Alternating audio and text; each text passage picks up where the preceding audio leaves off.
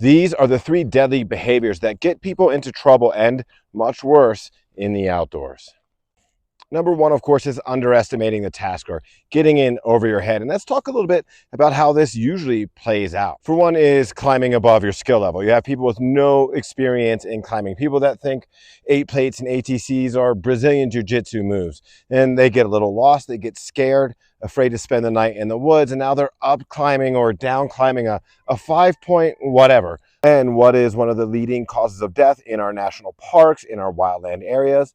Catastrophic deadly falls. And that's why if you didn't come there to climb, if you didn't come with specialized climbing shoes, with a harness, with a rope, with proper gear, it's not a good idea to suddenly try it in an emergency. If you're not trained in outdoor climbing and trad climbing and rock climbing, you're not suddenly going to get that magic power now that you're afraid to spend the night alone in the woods and you don't want to be lost out there. So take this advice. 3 points of contact always. It's sometimes okay to scramble. It's never okay to climb unless you're a trained climber with the right gear. We don't want to go all Alex Honnold out here in a survival situation with no training or experience. And when I say scramble, that's something you can crawl up or crawl down. You can constantly keep at least 3 points of contact on. It's not like going up or down a ladder. Climbing is like going up or down a ladder. And you should know you can't necessarily down climb things that you up climb. So you may think you can get to the top, hit some loose rock or hit a little overhang that you can't bypass, and guess what? Now you're stuck, because to go down off that climb, you have to push your body weight away from the rock face, where up you don't really have to, and that leads to people getting pinned and stuck and falling.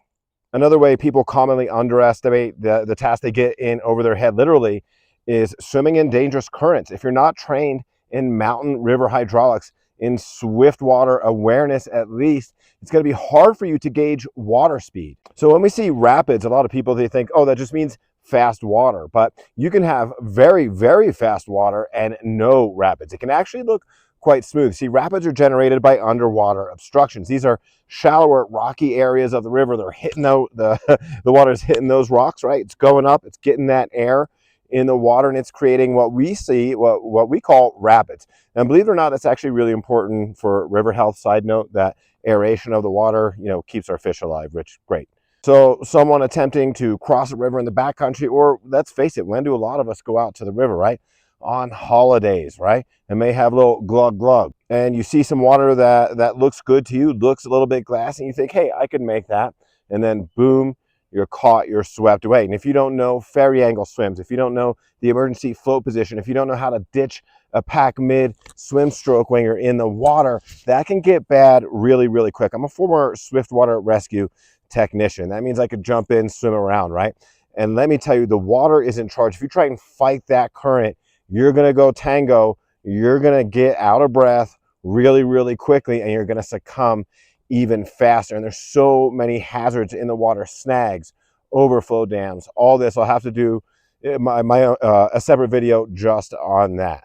So there's a saying at the mouth of the Kern River where I did my first swiftwater rescue training: stay out, stay alive. A lot of these mountain rivers, the types of rivers and waterways that we encounter in the national parks, in the backcountry and wild areas, they could be steep, they could be fast, they can be really dangerous. So if you're not properly trained on river crossings, on how to swim those rivers, and on how to gauge the water, gauge what is a safe swimming spot, and make sure there's no hazards immediately downstream, then you should stay out.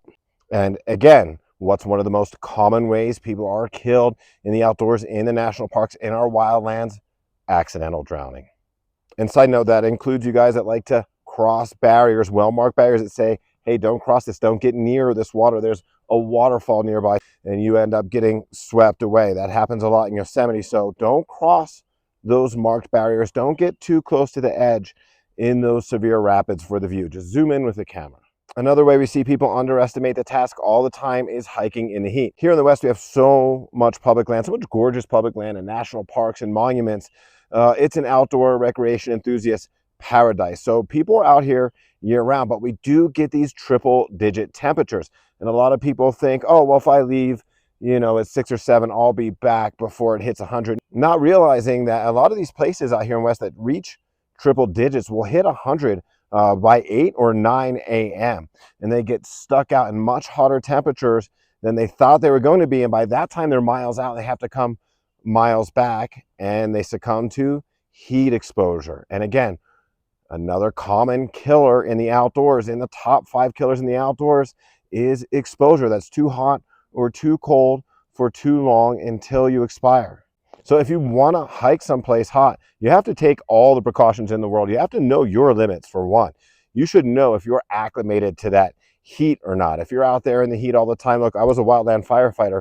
I cut fire line with 60, 70 pounds of gear on, covered in Nomex in triple digit temperatures, and I was fine because I was acclimated, athletic, hydrated, well fed, salted up. So if you're not, you know your limits. If you're not acclimated to triple digits, don't all of a sudden go for an 8-mile hike at the Grand Canyon when it's 105. Make sure you dress for the part. Make sure you dress for hot and dry areas. Big hat, white loose shirt, loose light colored pants, clothing that lets the breeze come through, light and airy. Long sleeve shirts, no shorts, no sandals. Again, wide brim hat that breathes to block the sunlight. Make sure you bring extra electrolytes and maybe even some cold packs. What I like to do is freeze one of those big shamogs, big kefaya, when I take people out for desert training, and I stick it in one of those vacuum sealed bottles packed with ice. It'll hold ice for a couple days, and just in case I need to cool anybody down quickly. I drape that over them. I pour the ice water over them. You get a full body cooling really quick, just in case of emergency. So if you go out in the heat, make sure you're acclimated or don't go. And when you do go, make sure you're dressed for the task. You bring all the electrolytes and emergency cooling supplies you may need if you're going to be out far from the trailhead. And you should know how to spot the signs and symptoms of heat stress early. If you start to feel bad, the heart rate goes up, you start to get red and flushed, the profuse sweating, the lethargy, the headache, the nausea. If any of those start to kick in, you need to hit the 4 S's. Stop, shade up, shed clothing, and sip water. And only shed that clothing once you're in the shade. And we say sip water because if you're really succumbing to heat stress bad, you're really starting to get hard and you try and chug it, a lot of times they'll come out as projectile vomit. Ask me how I know. So it's a good idea to sip slowly so you can absorb it all. You don't lose your precious water out there in the heat. Now, number 2 is preparedness issues. And this is largely because, believe it or not, the most common victims in outdoor emergencies and outdoor survival situations of people that need to go to the hospital because they're injured or worse are killed are day users, the day hikers, people that were just going to go for a little hike for the day, climb for the day, bike for the day. They're the most common victims. And believe it or not, they're the ones least likely to carry any kind of survival or emergency kit. So what does that mean? That means that when disaster strikes, if they get a sudden injury or illness, or if they get lost and stuck out overnight, they are completely unprepared for it. And even if you have a satellite phone or an iPhone that has the GPS beacon, or you have a spot or other GPS device and you call for help right away, it could be hours to overnight before your rescuers can reach you, depending on availability. Is there anything else going on? Is there another major incident in the area? And if they have to factor in any kind of extreme terrain or whether it slows things down so much. And that's when you get the guys and gals that were just out in shorts and a t-shirt in those mountains out for recreation that don't realize it's going to drop by 40 degrees that night and may even reach freezing. And again, this ties into some of those leading causes of death in the outdoors, like exposure, because they're not ready for an overnight stay. Now, this also includes bringing inappropriate gear, bringing the wrong gear, or bringing, maybe you listen to the wrong YouTube survival expert and you brought some kind of garbage gear that you thought would hold up in the field and it didn't. You didn't bring something that was tried and true and proven. Or like some people, they will only bring a rain jacket in case there's a storm or they're stuck overnight, and not rain pants. And then they're stuck in the freezing overnight in the cold with the bottom soaking wet half of their body, right? And that again can lead to hypothermia and exposure. And now 3 is kind of my specialty, a lack of training or research. Now, believe it or not, survival, wilderness survival is still kind of like a niche topic for some people. It's this eccentric topic. Not a lot of people are looking to go out and get survival training before they go on a hike to the backcountry or what have you. I mean, people will watch a few videos, maybe get some tips off the internet, but unlike just about anything else dangerous they may do, they don't go out and get formal training. There is no real driver's ed for the wilderness, for outdoor enthusiasts. And again, who are the most common victims of these?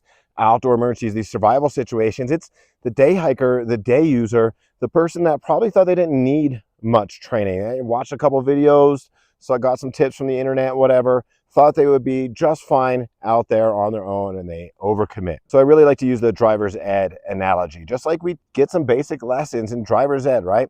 Before we go out on the road, crawl, walk, run, right? We get some book knowledge, then we have someone take us out in the parking lot, mom or dad, and you're going in circles around the parking lot, right? Then you go on some calm, easy, wide roads, and then finally, you're out there with your driver's permit on the freeway, maybe scared to death. Okay, so we have a lot of support from the local Coyote Pack here, so they're just giving us a quick shout out while we film, and thanks guys. But just like we take these lessons before we hit the road, or else we'll fall victim to all kinds of unexpected things. You look in your mirrors, oh, I didn't see anything, boom, oh, you didn't check your blind spot, you didn't get training in how to check your blind spot, right? So you didn't know that blind spot existed. It's the same thing in the outdoors. You'll miss what will be obvious to the well-trained. You'll have so many blind spots. You'll be much more likely to make the most common mistakes, to wind up in the most common accidents and emergencies if you are untrained. And the same thing goes for poor training. You can get poor training in person. It happens. Every industry has it. And you can get poor training online. Survival is a big deal now, so I can't even begin to tell you how much is staged in video on TV and with popular YouTubers and the such, because they want to give you this impression that they could do anything out there, and they're basically Superman of the woods times Jeremiah Johnson times Harry Potter. I don't know. Okay. So it's important you seek out valid resources. The National Association of Search and Rescue has a great online SAR Academy with tons of free lessons. Resources like this will give you the good tips that you need to make sure that you're successful in your outdoor journey. Now, I just want to wrap up by saying I don't want to scare you in any way. I don't want you to be afraid of the outdoors or think nature is so dangerous and deadly that it's out to get you, right? If you just follow a few basic safety principles, you can enjoy the outdoors all day long, even doing some pretty hairy, risky stuff that we see people do all the time, right? And have a safe and fun experience. So my name is Thomas Coyne. I've been a professional survival instructor for 17 years now. I've trained every branch of the military except for Space Force, but I was on the rescue team for the first civilian space shuttle launch, so I guess that counts. So you can check out my website if you want more tips, or if you want to check out my Veritas, see who I am to be making all these claims on here. Thank you for watching. I hope you watch a bunch more.